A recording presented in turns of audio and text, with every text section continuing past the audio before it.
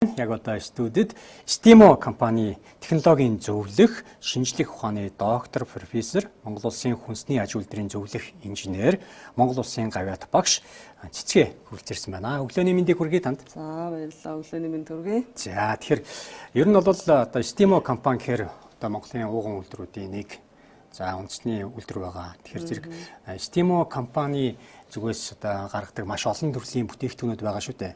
Эдгээрээс одоо цайнууд байна. За сүүлийн үед одоо энэ час гээд одоо энэ гоё ундаанууд гарч ирж байгаа гэд төрлүүдээ бол байнга ингээд нэмж ийн л да. Сав баглаа бодлоо ч гэсэн одоо нэмж байгаа. Тэгэхээр өнөөдрийн одоо ярилцах сэдэв бол гүрж ногоон цай байгаа тийм. Тэгэхээр гүрж ногоон цай гэд баг байхдаа яг л гүрж ногоон цай гэж сонсдог байсан. Телевизээр ч гэсэн байнга ингээл Stimo компани гэж ингээл гардаг ус баг 20 гаруй жилийн өмнөөс эхлэлтэй гэж би сонсч байсан. Тэгэхээр энэ цайны түүхээс хоёлаа яриагаа эхлэе гэж бодож байна. За.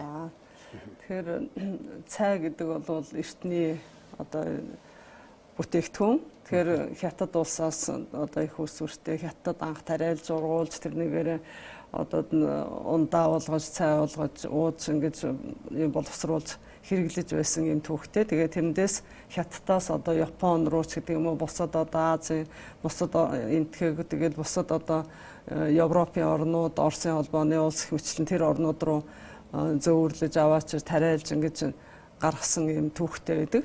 За тэгэхээр манай улсад болохоор бүр нэлээд дээр үед хятадаас цай орж ирэх хажуугаар ер нь бараг социализм үед ч гэх юм уу да гүрзинд тариалсан энэ дуу болонтой цайч гэж ярьдаг тийм ээ гүрз ногоон цай гэд манайхан нэрлээд заншсан энэ цайг оруулж ирдэг байсан. Тэгээ одоо түүхэн явцдаа ингээд хүнсний бүтээгдэхүүн бол улам одоо савлгаан боловсронгуй болоод эдэлж хэрэглэхэд тийм ээ юу яхад ууж эдэж хэрэглэхэд илүү тохиромжтой болоод л яваад байгаа шүү дээ. Тэгэхээр энэ гүрж ногоон цай гэдэг бол энэ бол дангаар нь гүрж ногоон цайг ингээд пакетэнд савлаад хэрэглэхэд тохиромжтой шаар гарахгүй хялбар болгоо тийм ээ. Тэгээд одоо хаанч авч яваад хэрэглэсэн тохиромжтой энэ ууц савн ч гэсэн одоо битүүмж сайтай дахин энийг одоо онгоолгоод буцаагаад наагаад ашиглаад ингээд байх юм түгжээтэй тийм ээ хэмчлэнгээр хэрэглэхэд илүү тохиромжтой болгоо савлаад ингээд гаргацсан. Тэгэхээр гүрж ногоон цай ер нь энэ цай гэдэг бол хүний алжаал тайлах, ядаргааг тайлах, илаа аршуулах ийм ургамлын гаралтай ийм бүтээгдэхүүн байдаг. За ер нь нөгөө баг байхад ч л нөгөө ийм тэр хатуу тэр болонтой цай гэдэг тийм тэдрийг ч одоо ингээл дугуй болонтой цайг ч ингээл нүдээл эмээ өвнөр аав ээж нар ингээл нүдүүлээл тэгэл нэг том ингээл шаарнууд шиг юм гарч ирэл тэдрийгээ бас сайн нүдж байгаа л тэгээ нөгөө нэг цайгаа чанаад дээр нь хамгийн сүлд нь ч тийм үү хийгээд сайхан буцлагдаг тийм тэгээд эн чинь тэгээд дахиад бас шүүлдүүр хэрэглэн бас их олон дамжлагаар бидний одоо хэрэглээ болдог байлаа шүү дээ. Тэгээд ер нь ингээд сая таны хэлж чинь хятад улсаас гаралтай гэж байгаа шүү дээ. Ер нь бол цайны соёл болоод. Гэхдээ яагаад бас энэ гүрж ногоон цай гэдэг нь би миний бодлоор ингэж бодоод байна. Жохо монголчуудад ойрхон байсан юм болов. Илүү ингээ уухад хятад цайнаас арай өөр өрмөц амттай. Илүү нэг хятад цай бол жоохон хуцтай ч юм уу тиймэрхүү сүтээ цайтай жоохон хоршихгүй байх магадaltaй байж магадгүй л гэж бодож л яагаад гэвэл ногоон цай энтригчний тийм сүтээ цайтай холж байгаа би нэг харж байгааг болохоор тэгэхээр яг энэ сүтээ цайтай бол яг нэг бор цай хар цайтай нэг төгс зөгцөх бүтээгдэхүүн байсан болоо гэж бодож байна тийм. Тэгэхээр яг цайны ургамал гэдэг бол дотор маш их олон янз л да. Тэгээ цай гэдэг бол дотор хар цай, цагаан цай, шар цай, ногоон цай, улаан цай, тэгэл олон цай хэмчлэнгээр ингээд дотор маш их олон янз байдаг. Тэгэхээр энэ гүрж ногоон цай гэдэг бол тэрний л нэг төрөл. Тэгээд энийг болохоор одоогийн Оросын холбооны улсын одоо гүрзинд тариалдаг, тэнд боловсруулж одоо шахмал цай гаргадаг. Тэгээ тэр нь манай улс руу нийлүүлэгддэг байсан. Учираас манайхан одоо тэр нэг хаанаас ирж байгаа гарна гүрж ногоон цай гэдэг ингээд зүйл толгойд улсын үед улсын үед л тий орж ирдэг байсан цай. Тэгэхээр энэ цай бол мэдээж одоо хятад ч гэсэн одоо шахмал байдлаар хар цай ийм юу манайхан ногоон цай л гэж яриад байгаа. Гэхдээ энэ бол яг ингээд чанаад ухаар яг одоо цэвэр ногоон цайнаас бол ялгаатай шүү дээ. Юу юу найрлага шин чанар юу нь болохоор амтны хувьд ч гэсэн тий. Тэгэхээр энэ цай бол монголчуудад их тохиромжтой.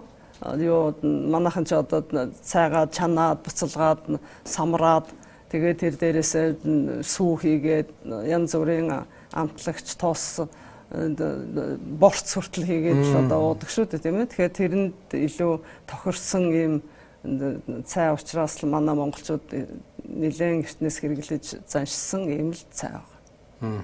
За тэгэд манай монголчуудад илүү дөхөө амт чанарын хувьд ч гэсэн яг ижлэн тэг бас нэг зүйл байна л да. Энэ цайны хувьд ер нь хугацаа гэж байт юм уу? Одоо ингээл ÖМ-ийн үед ингээл байж ирсэн нэг энэ юу арьсан тийм нүдүр тэгээ хамт ингээл дотор байж байгаа л тэгэл сүүлд гаргаж ирээл ингээл тэгэл уугаал хэрглэж идэг. Тэр энэ цайны хувьд бол бас хугацаа. Цайны хувьд бол тэгээ хугацааны хувьд бол гайгүй ягаад тэгэхээр цай чинь ер нь юу шүү дээ хуурай хатааж боловсруулсан чийг багтаа тийм учраас бол юу хадгалтын хугацаа бол даах чадвар нь бол илүү сайн. Одоо ингээд гүрж ногоон цайг ингээ ууж хэргэлсэн дээр хүний биед ямар одоо тогтмол хэрглэж штэ хүн бүтээгдэхүүнээ тий. Тэгэхээр ямар одоо эерэг нөлөөнөд байдгийг тэр талаар та сайн дэлгэрүүлж ярьж байгаа шүү дээ. Тэгэхээр цай гэдэг бол дотроо их олон янзын тэжээлэг боцыг агуулж идэг. Жишээлбэл одоо янз бүрийн амин дэмүүд, эрдэс тэгээд одоо аргаагч бодис гэж байдаг аашаа тэгээд юуны флавоноид, катехин хэмжлэнгээр олон тийм биологийн идэвх нэгдлүүдийг агуулж идэг учраас хүний одоо тарих толгойг сэргээх одоо юу алжаал тайлах, ядаргааг тайлах за тэгээд хүний одоо цусыг шингэлэгч гэдэг юм уу тийм ээ цусны судас эсийн үйл ажиллагааг бол дэмжих хүний цусныг шингэлэгч гэдэг юм уу хэмжлэнгээр их олон талын ач холбогдолтой байдаг. Тэгээд хурж ногоон цай нь бол дангаар нь савлсан байна тийм ээ. Тэгээд янз бүрийн энэ стимо компани бол эми ургамалтай хойлоод ингээд савлцсан бүтээгдэхүүнүүд гэж байгаа шүү тийм ээ. Жишээлбэл одоо нохоо шүү, улаан чавга, нэг айнс байна, юу чага мөг байна, хэмчлэн энэ түүхэн идүүдийг бол нэмж үйлдвэрлэсэн байдаг. Энэ эмийн ургамал нэмснээр бол бас энэ бүтээгдэхүүнүүдийн одоо зохицуулах үйлчлэл гэж одоо үйлчлэлтэй бүтээгдэхүүн гэж сүүлийн үед яриад байгаа шүү тийм ээ. Тийм зохицуулах үйлчлэлтэй бүтээгдэхүүн болж чадж байгаагаараа их давуу талтай байдаг. Одоо тэгэд энэ пакет жижиг пакеттай болохоор аялал зугаалгаарч дээр эмээ өөдөө өгөхөд ч гэсэн тий ер нь ямар нэгэн давхар олон ажиллагаа гараад байхгүй пакеттай цайгаа буцалж байгаадаа сүттэй цай руугаа хийгээд сайхан одоо хандалчиж байгаа тий яг л одоо нөгөө нүдэд гаргасан цайтай л ижлэхэн л амт гарна гэсэн үг шүү дээ. Тэгвэл нөгөө ихтгэж ижиглсэн тэгээд ингээд өөр пакетанд хийчихээр амт чанар нь бас өөрчлөгдөж магадгүй гэж хүмүүс бас хуучны нөгөө нэг яг трийг л нүдэж хэргэлдэг хүмүүс бас тийж бодож магадгүй л дээ. Та энд юу гэж хэлэх вэ? Тэр бол нэг их өөрчлөлт орохгүй ягаад тэгэхээр хамгийн гол нь цайны чанар цайг одоо бэлтгэх ажиллагаа чинь самархтал байдаг шүү дээ. Самархтаа. Тийм жишээлбэл одоо баруун Монголынхан чинь их сайхан цайтай ард түмэн гэж одоо манайхан хүлээн зөвшөөрдөг шүү дээ. Тэгэхээр баруун Монголын одоо увс ховд баян үлгий тэр хүмүүс бол цайныхаа эдэг ахиухан хийгээд тэгээд тэрийг маш олон дахин самарчиж тийм 108 самарн гээл ямар ч нэг нөөник самарч тусмал цайны тэр нөгөөдхөд идэлэгч бодис янз бүрийн сайхан хүний биед ашигтай зүйл нь тэр нөгөө юунда цайндаа шингэж өгдөг. Тэгээд тэр чанараараа хүний биед үзүүлэх үр нөлөө ач холбогдол нь илүү болдог. Тийм учраас энэ бол жижигэл тэртэргүүл бид нар бас яг тодорхой хэмжээнд одоо нүдэл бутлаал тэгэл цайгаа чамдаг л байсан шүү дээ. Энэ юунд савлгаатай боллоо гэд энэ бол бас л цайны зориултын л утсав шүү дээ. Энэ цайнд зориулсан. Тэгэхээр ийм болгосноор бол тэр ам чанарт бол тэгж цайны чанарт муугаар нөлөөлнө гэж байхгүй хамгийн гол нь самралтандаа л тэгээ сайн самрах хэрэгтэй л гэж хэлнэ. Тий баг багт нэрээ яг сая ингэж бодож ирсэн чи нөгөө самраад Тэд нөгөө цайгаа дуусны дараа шүүж аваад нөгөө шаараа бас хайдггүй. Наахан чи хаяггүйгээр дэрэндээ хийчихнэ. Яг Дэрний утанд. Тийм. Шаартаад цайны шаартаад иргээд гинт цай санаал орлоо яг. Ер нь хайдггүй шүү дээ энэ цайг чи тий. Ингээд гоё сайхан дээдлж гин барыг 5 танс гэдэний бас нэг тий гэж хэлж болохоор тэгээд ер нь одоо хаях зүйл байхгүй л бүтээгдэхүүн гэж ойлгоод байна шүү дээ. Ер нь ямар хуу хэмжээтэй мод байдаг юм бол энэ өндөр ийм сахилгаар мод байдаг юм уу? Ямар очиртай Монгол дуурж болдгоо мод юм аа энэ? Ер нь энэ бол юу л да? Хятад ургахтаа бол бас тэр болгон хамаагүй ургахгүй шүү дээ. Тэр хунаан мож гэдэг урагшаа тийм урдлаараа халуун дулаан тийм дулаан бүсэд ургадаг. Тэгэхээр тийм дулаан орчинд л ургахнаас манайх шиг юм жилийн 4 удиралтай юм газар бол цайны ургамал ургана гэхэд бол хэцүү ургахгүй. Тийм учраас тэнд бол ерөнхийдөө бутлаг тийм ургамал байдаг. Тийм би 2009 онд цайны сургалтанд энэ хунаан мужид очиж үзээд яг тэр цайны модлог ургамлыг өөрөө бид нэрээр түүлгээд яаж боловсруулад ингэж тэр сургалтанд хамрагдахад бол тийм юунд оролцож байсан. Тэгэхээр тэр мод бол тийм бутлаг ургамал байдаг. Тэгээд хамгийн дээдлийн одоо ийм одоо бараг л ганц навч юм уу ийм хамгийн дээдлийнх нь бол хамгийн сайн чанартай хамгийн өндөр зэрэглэлийн юм жижигхэн навч тийм үнэтэй. Тэгээд ийм доошоо ургасан нэлээд том навч гэх юм уу тийм ээ ингээд томорсон навч нь бол арай сорт доогуур цай болоод явах жишээтэй. Арай үн арай хямдтай сортуудтай юм байна тийм. Тэр нь бол тийм сорт гэх юм уу юу л да. Одоо дээд чанарын цайд нь одоо сайн чанарын цайд баг зэргийн одоо юу гэдэг ингээд одоо бидний ойлгож байгаа бол сорт л гэж ойлгох юм да тийм юу та. Жимсийг бол одоо чицэрхныг бол ингээд сортлоо л шүү дээ бас тийм. Ялгаатай. Тэгээд дотроо бас тэр нөгөө юу болгон цай болгоно нөгөө шар цай байна уу, улаан цай байна уу, хар цай байна уу, ногоон цай байна уу тэр бүгд чинь одоо өөр ингэсэн юм юутай ба шүү дээ. Өөрмөцтэй моднууд байгаа шүү дээ. Тэр болгоныг нь түүж авах, тэгээ тэрийг боловсруулах технологи ажиллагаа нь бол өөрмөц. Ер нь энэ монголчуудын цай уух, цайндаа одоо энэ одоо гаднаас энэ тэг гүрж ногоон цай гэх юм уу тийм энэ дугуй болонтой хэрэглэх одоо энэ заншил одоо Оросоос холбоотой орж ирсэн байна. Анх бол мэдээж нөгөө жинтэйгээл хятад Монгол хоёрын хооронд нөгөө манай ард түмэн чи янз бүрийн бараа солилцоогоор ингээд бүтээгдэхүүн тээвэрлэж авдаг тийм байлаа шүү дээ. Тэгэхэд бол хятадаас янз бүрийн тийм ногоон цай бас энэтэй ижилхэн тофу цай гэдэг тэр цайг бол оруулж ирдэг байсан гэж. Тэгээд сүүлдээ одоо юу гэдэг юм бэ одоо нөгөө хувьсгал ялаад хувьсгалаас хойш тэгэл социалист систем тогтоод л одоо ингэснээс хойш чинь одоо бас нэг хятад бусад орноос ингээд нам бараа таваар ховор орж ирдэг ч юм уу тийм ээ. За яг тэгээд одоо таанаас юу авах вэ социалист систем гэл бивэндээ бараа худалдаа хийдэг тийм ээ. Тэр шугамар л одоо гүрж ногоон цай гэдэг бол орж ирээд ингээд манайхан хэрэглээ заншилсан. Тэгэл тэр нэрээрээ одоо болтол гүрж ногоон цай гэл ингээд яваад байдаг тийм. Ийм учиртай ийм цай байгаа. Таас одоо ингээ хоолны одоо энэ хүнсний техникч хүнсний технологич техникч нэ.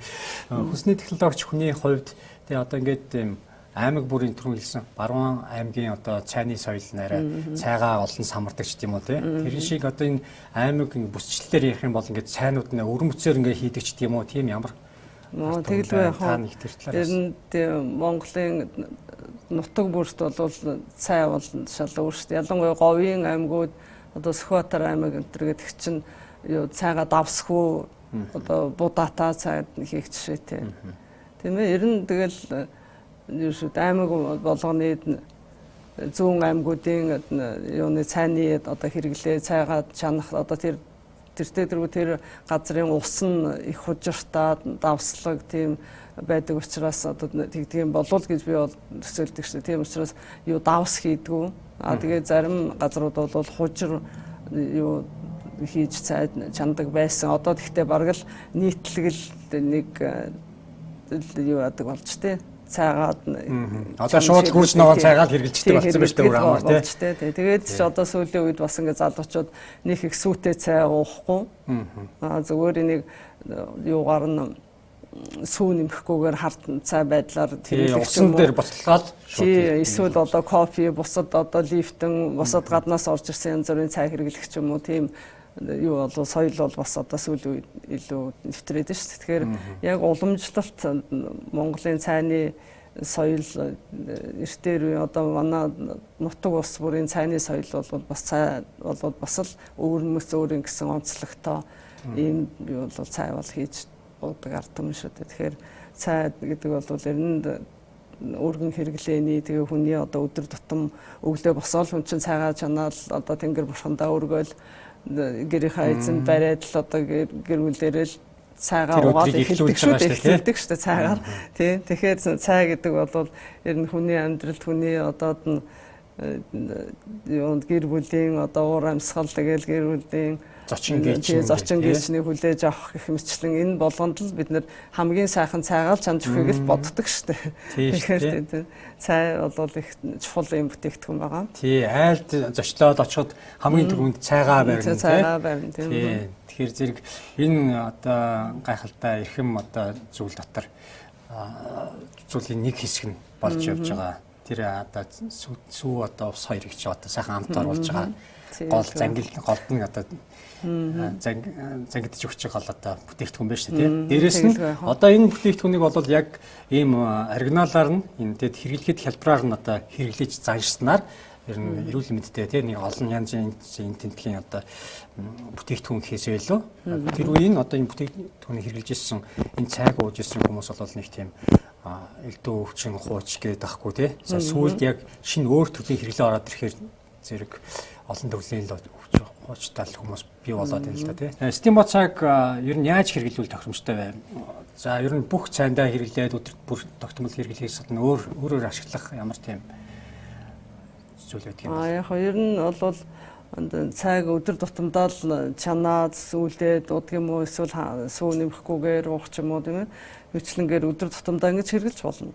Тэгтээ цайг бас одоо соёлын газруудад бас яадаг шүү дээ. Нөгөө цайнд бүтэн биеэр цайнд оруулдаг тийм оруулдаг. Тэгэхээр энэ би мортон цайг онцолж хэлэх гэдэг юм л да. Тэгэхээр энэ бол ингээ 30 граммаар савлсан дотроо 10 ширхэгтэй. Тэгээд зөвхөн гүрж ногоон цайгаа ингээд харьцангуй их хэмжээгээр савлцсан гэсэн. Тэгэхээр энэ цайг бол тийм савлгааны өнгө үзэмжтэй учраас янз бүрийн бэлгэнд өгч болно. Тэгээд энийг хэрэгжилж байгаа хүмүүс бол маш их хэмжээгээр цай чанах шаардлагатай олон зочин хүлээж авах ч юм уу хурим найр хэмчлэн одоо янз бүрийн хүлээн авалт тэр тохиолдолд их хэмжээгээр цай чанах тохиолдолд хэрэглэж болно. Нэг нь болохоор 35 грамтай 10 ширхгээр энэ савлцсан байгаа шүү дээ. Тэгэхээр тэрнээс гадна би түрүүн хэлсэн тийм ээ тийм цайнд хүүхдийг бас оруулдаг. Одоо цайнд оруулахаар хүүхд бол сайн унтдаг, тархи толгой намардаг, тайвширдаг. Тэгээ том хүн ч гэсэн одоо ядаргаанд орсон ийм хүмүүсийг юу яадаг сувлийн газруудад цайнд оруулаад тэгэл дараа нь хөлс хараад сайхан бие тайвшраад сайхан болдог шүү дээ. Тэгэхээр тийм тохиолдолд бол энэ цайг бол илүү хэрэглэхэд их тохиромжтой цай байна гэж ингэж үзэж байгаа. За өнөөдөр бол та бол маш сайхан гоё мэдээллүүдийг өглөө шүү дээ. За ингээд цайны соёл болон за энэ цайг хэрхэн яаж хэрэглэх вэ? Яаж гаргаж авсан? Ямар одоо шинж чанартай байдгийг тэр талаар сайхан мэдээллийг үзэгч хүмүүстээ хуваалцлаа. Stimo компани технологийн зөвлөх шинжилгээ ухааны доктор профессор Монгол Улсын хүнсний аж үйлдвэрийн зөвлөх инженер Монгол Улсын гавьяат багш Цэцгээ байлаа. Таны ажлын үстээр ажил үсэ. За та бүхний ажилд бас амжилт хүсье. За баярлалаа. Өнөөдрийн гигийн өглөө нэвтрүүлгээр Stimo компани гүрч ногоон цайны талаар та бүхэндээ мэдээллийг хуваалцлаа.